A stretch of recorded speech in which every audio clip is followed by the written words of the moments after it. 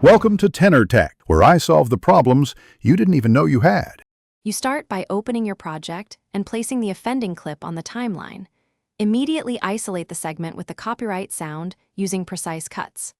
Once done, mute or detach the original audio track so you can work safely without losing edits. Make sure you already have a replacement track or silent filler imported into Capcut. This avoids last-minute searching and keeps your timing exact as you swap audio layers. Now you detach the original audio and remove just the copyright section, not the whole track, so transitions stay natural. Next, drag your replacement file into the timeline and align its start to your cut point. Trim and nudge frame by frame for lip sync or beat matching. Then apply fades and volume envelopes to smooth joins. If rhythm matters, adjust speed slightly.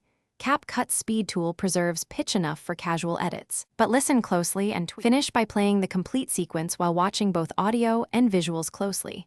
You want seamless transitions and no sudden level jumps. Once satisfied, export using the project's original resolution and a high bitrate to avoid repro artifacts. This preserves your edits. If a platform still flags the audio, replace it with a licensed track or create a short remix using EQ and reverb. Make sure to keep proof of license or use Capcut's commercial-free library to avoid repeat claims. Thanks for watching. Subscribe to keep your life in tune.